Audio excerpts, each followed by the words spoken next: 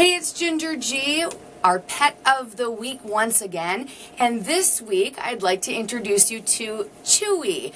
Chewy came to Furry Friends Rock and Rescue from one of the closer reservations. This is Terry. Terry is a volunteer with Furry Friends as well, and actually I think I'll let you tell the story because you know the story more than I do. So explain how Chewy came to Furry Friends.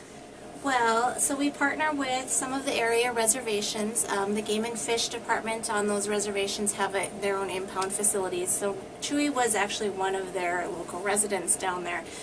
So the Game and Fish contacted us, and we, as I said, we work with them to pull out some of the animals down there as often as we can. Space is very, very limited. And so when we were informed about Chewy, this was early December, I believe, we were told there was a male dog down there that had a significant rear leg injury.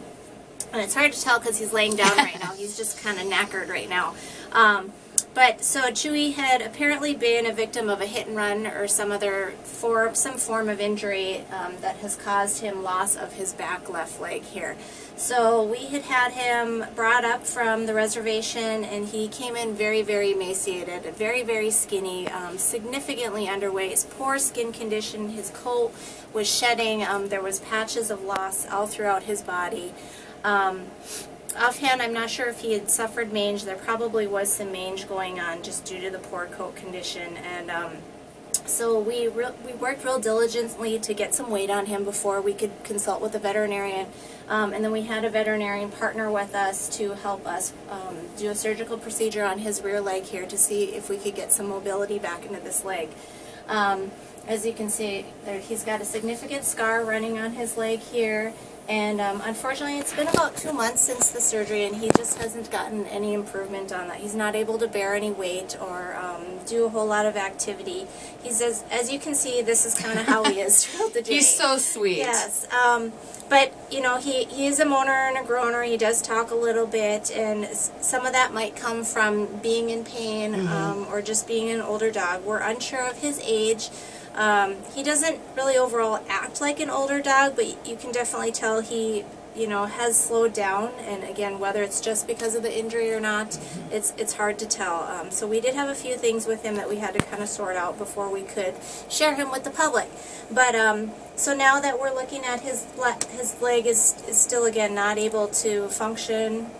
We're looking at amputation, which is scheduled tomorrow, and then also he's going to be fully fixed as well, and that's going to take a good couple days of recovery and rest. We're going to try and keep him a little bit on the leaner side. If you guys know anything about tripods, they put a lot of weight on their remaining legs and things like that, so there's a lot of risk to extra stress on their joints and their body, so we want to keep that as manageable for him as possible. But he's got a really great demeanor. He's currently fostered at my house. I have 2 other 70-plus pound dogs, and I have a kid, and so he does really, really well. So for now, he's going to be placed on the medical hold page under our website at furryfriendsrockandrescue.org. But again, this is kind of his demeanor. He likes really, really short walks right now. Right, right. He hasn't had a whole lot of regular activity due to his surgery, but we're hoping after this next surgery here, we're going to be able to kind of step that up and get him stronger, keep working on his overall health. His coat's coming in really, really nice, and he's just a big teddy bear. Yeah, he's so sweet, and as Terry mentioned, he will be on medical hold until he is healed from the amputation and from getting fixed, but then he'll be looking for his forever home. And if Chewy's story touches your heart and you are interested in adopting him, you can go to furryfriendsrockandrescue.org and get more information on adopting an animal, whether it's Chewy or another animal. There's cats as well. And talking about the amputation and getting fixed brings up the point of donations. Furry Friends runs solely off of donations from the different fundraisers they do and from you helping out by your donations. And just for putting him under for his surgery, it's right around $700, and that's before they even do the amputation. And then you have to think of the food and the medicine and everything else that goes into taking care of an animal, and that's a lot of money. So if you're not able to foster or adopt at this point, you can always make those donations right at their website as well. You can find out about all of Furry Friends events and fundraisers by going to their Facebook page. And one quick thing, you have until Saturday to go to Bear's Cat, either the Bismarck or the Mandan location. And if you get some of their puppy chow donuts, which are amazing, I have to show these to you real quick because Terry was nice enough to bring some to me.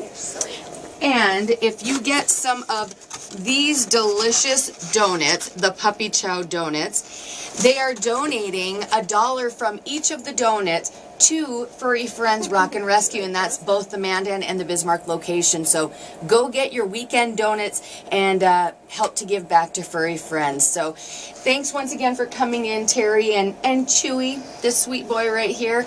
And this is Pet of the Week on KQ, brought to you by KT Animal Supply.